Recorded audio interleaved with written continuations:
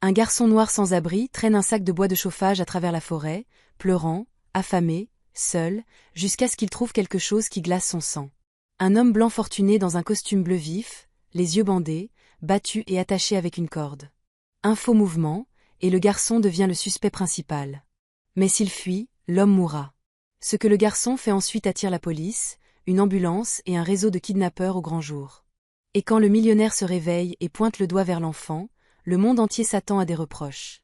Mais il dit quelque chose que personne n'avait vu venir.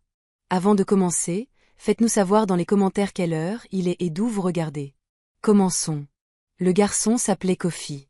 9 ans, noir, sans abri en ville. Personne ne disait Kofi. Il disait « ou bouge, ou pire. Dégage de mes marches », a crié le boulanger ce matin-là, quand Kofi s'est attardé près de l'odeur chaude du pain. Tu fais peur aux clients. Je ne fais peur à personne, a supplié Kofi, la voix faible. J'ai besoin d'un petit pain. Je vais payer. Je vends du bois. Le boulanger a fixé le t-shirt gris foncé déchiré de Kofi, les trous à la poitrine, au ventre, puis les pieds nus de Kofi et ses genoux sales. Tu vas voler. Non. Si. L'homme a claqué la porte à moitié. Va mendier ailleurs. Un homme qui passait a murmuré, toujours eux, toujours des ennuis. Un autre enfant a lancé un caillou sur la cheville de Kofi et Harry. Kofi a avalé sa colère parce que la colère te faisait frapper. Il a soulevé son sac de toile de jute, déjà lourd de bâtons, et est retourné vers la forêt comme si c'était le seul endroit qui ne détestait pas son visage. Ce sac était son travail.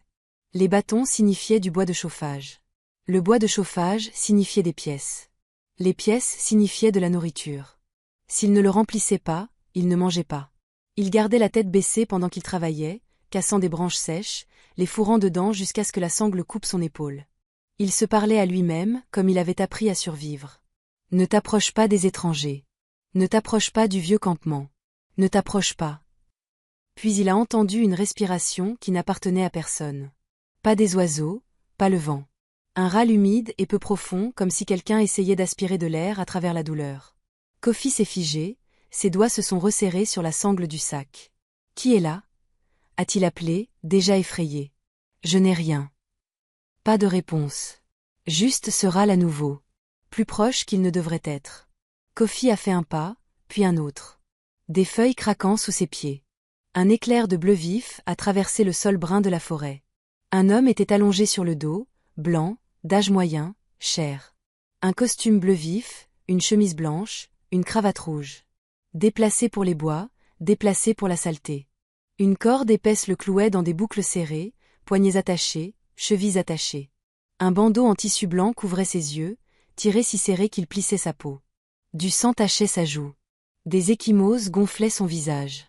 L'estomac de Kofi a chuté si fort qu'il a eu un haut le cœur. Non, a-t-il chuchoté, les larmes montant. Non, non, non. C'était le genre de chose qui était blâmée sur le premier enfant pauvre trouvé à proximité. Kofi pouvait déjà entendre les voix. Pourquoi étais-tu là ?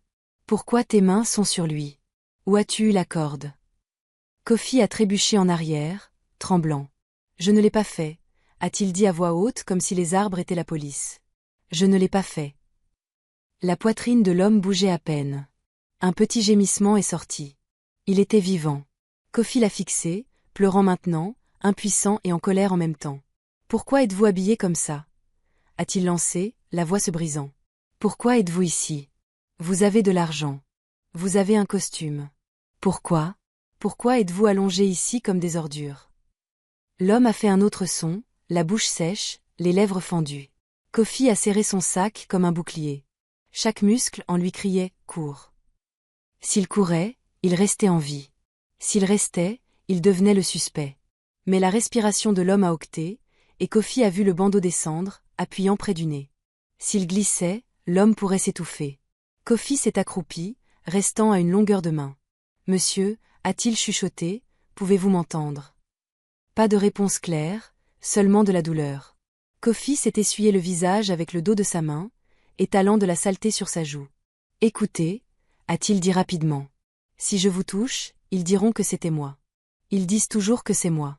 Ils voient ma peau et ils décident. » Sa voix a baissé. « Mais si je vous laisse, vous mourrez. » Il s'est penché plus près, tremblant, et a tiré le tissu blanc un peu, juste assez pour libérer les narines.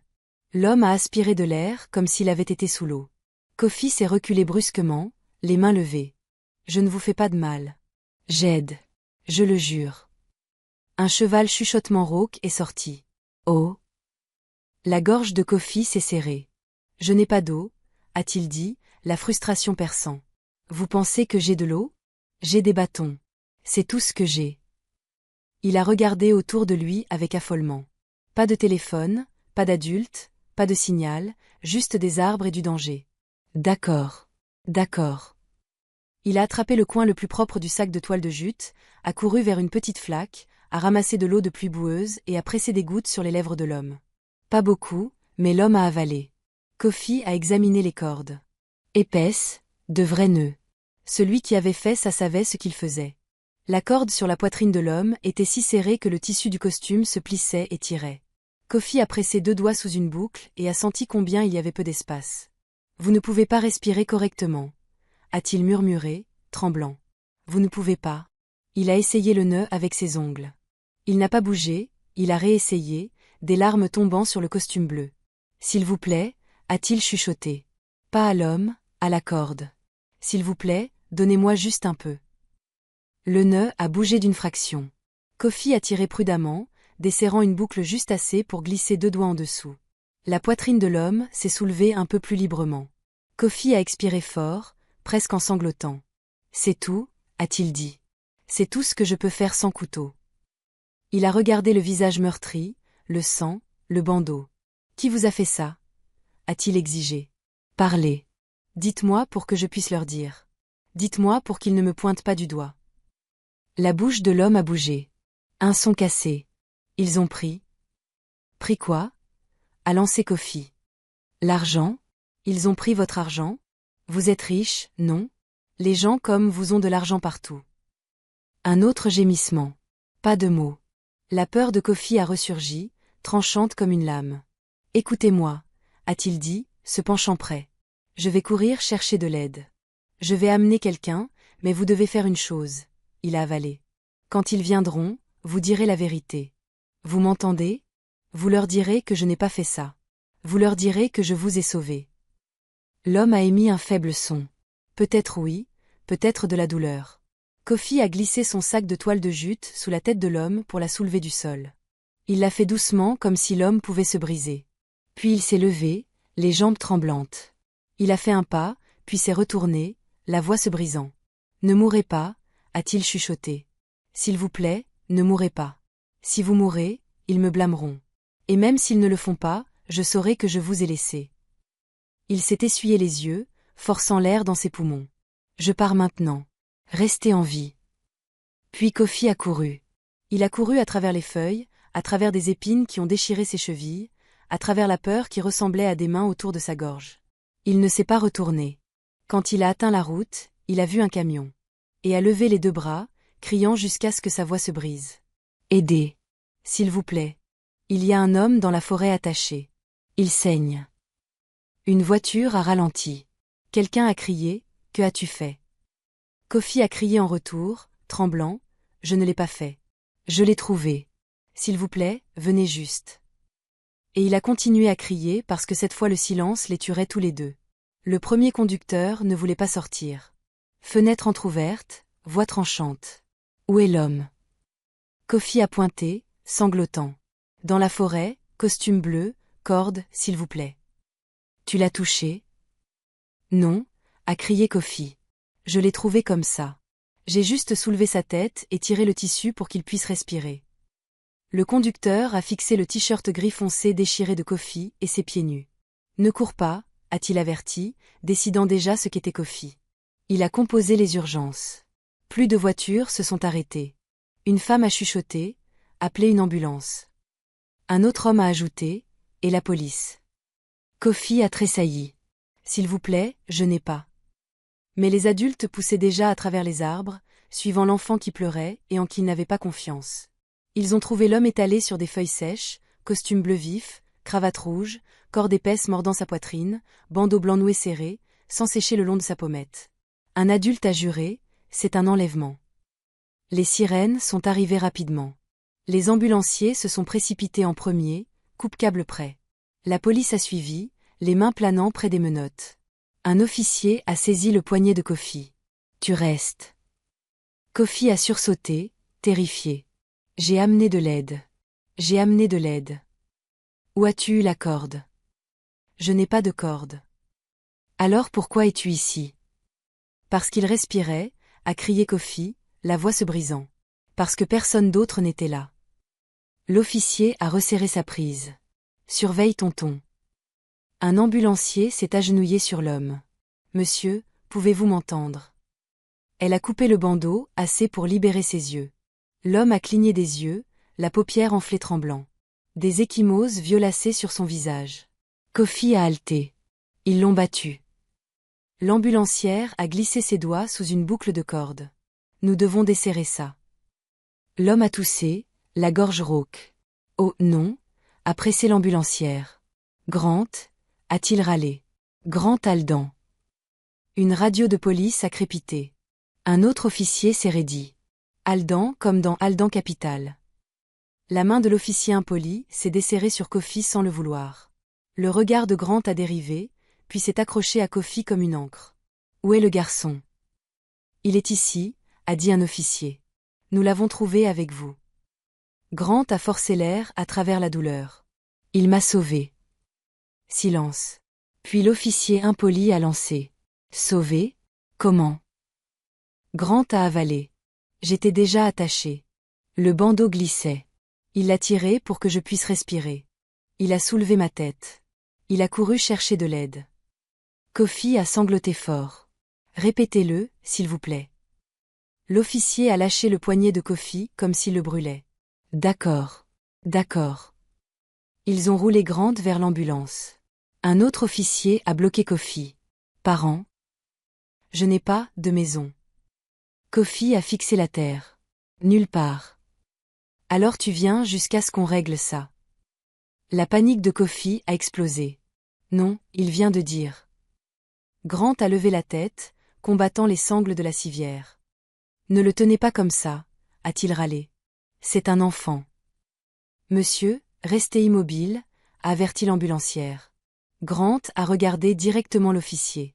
Appelez mon avocat, Maya Rios, maintenant. Oui, monsieur Aldan, a dit l'officier instantanément.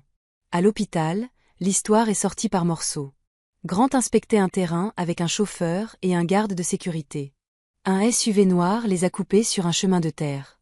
2 hommes masqués ont traîné Grant dehors, lui ont bandé les yeux et l'ont attaché serré. Ils voulaient des codes d'accès, des jetons bancaires, des mots de passe de téléphone, des noms de compte. Quand il a refusé, l'un d'eux a claqué son visage contre le cadre de porte du SUV. C'est pourquoi il a saigné. C'est pourquoi les ecchymoses ont fleuri. Grant a combattu les cordes jusqu'à ce que ses poignets brûlent engourdis. Puis les kidnappeurs se sont disputés. Grant a entendu un cri, un coup de feu, des pneus qui tournent. Ils l'ont jeté dans les bois, toujours attaché, espérant que l'exposition finirait le travail.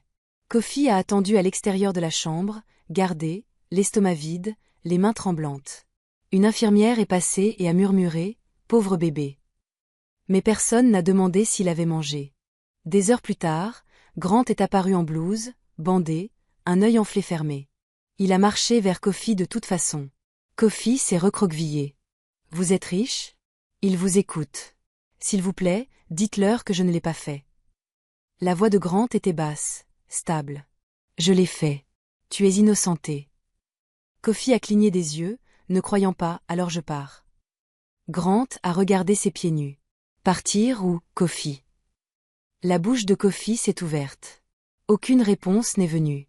Grant s'est accroupi, grimaçant. Pourquoi n'as-tu pas couru? La colère de Kofi a tremblé à travers ses larmes. Parce que vous respiriez. Parce que si vous mourrez, il me blâme. Parce que personne ne vient pour des enfants comme moi. La mâchoire de Grant s'est serrée. Quelqu'un est venu aujourd'hui. Vous, a chuchoté Kofi. Que voulez-vous de moi? Grant a secoué la tête. Rien. Je vous dois. Il s'est tourné vers les officiers. Écrivez-le clairement. Ce garçon m'a secouru. Il n'est pas un suspect et il a besoin de protection. Ces hommes peuvent chercher un témoin. Un officier a hoché la tête. Les services à l'enfance vont le placer. Les yeux de Grant sont restés sur Kofi. Pas un endroit où il disparaît. Mon conseil déposera une tutelle d'urgence. Il aura une maison sûre, l'école, des soins médicaux, pas d'interview, pas de caméra. Kofi a tressailli. Vous allez m'acheter? Grant a expiré. Non, je vais me tenir là où personne ne s'est tenu pour toi. Kofi l'a fixé comme si ça faisait mal. Les gens ne font pas ça. La voix de Grant s'est brisée une fois. Tu l'as fait. Les épaules de Kofi sont tombées. Pour la première fois depuis des années, il ne courait pas. Il a juste respiré lentement, comme si la corde s'était enfin desserrée autour de sa vie aussi. L'inspecteur est venu cette même nuit.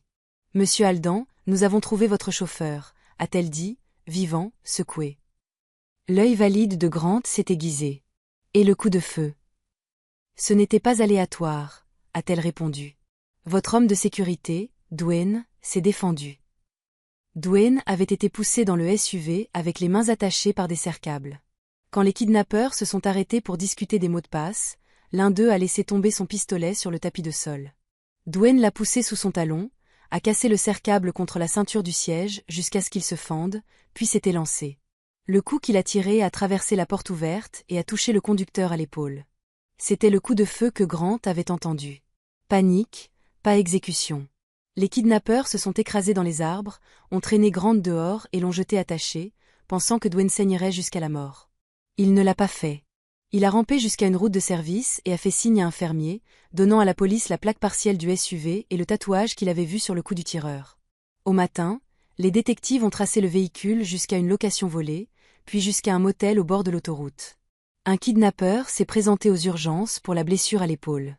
Il a menti. L'infirmière ne l'a pas cru. La police attendait quand il est sorti en boitant. Ils ont arrêté les deux hommes avant le coucher du soleil. Quand l'inspecteur a dit à Grant, Kofi a chuchoté, « Alors, ils ne peuvent pas venir me chercher. » Grant a serré son épaule doucement. « Non, plus maintenant. » Ils ont trouvé la corde et la montre de Grant dans la chambre, plus son sang sur le volant. L'affaire était claire. Kofi a enfin expiré pour une fois. Maintenant, l'officier impoli s'est rapproché, la gorge travaillant. « Gamin, je t'ai attrapé de travers, » a-t-il dit, les yeux baissés. « Je suis désolé. » Il a essayé de tendre à Kofi un sandwich emballé de la station des infirmières. Kofi a hésité, puis l'a pris à deux mains comme s'il pouvait disparaître. Grant l'a regardé manger deux bouchées et a dit « Demain tu auras un lit. Ce soir tu es en sécurité. Je te le promets. » Un greffier est arrivé avec des formulaires. Grant a signé d'une main tremblante et a épelé le nom de Kofi 2 fois lentement pour qu'il ne puisse plus être effacé facilement. Auriez-vous couru ou seriez-vous resté pour sauver un étranger quand tout le monde vous blâmerait? Commentez ce que vous feriez. Appuyez sur j'aime si Kofi méritait une seconde chance. Et abonnez-vous pour plus d'histoires émotionnelles ancrées où un choix courageux change tout.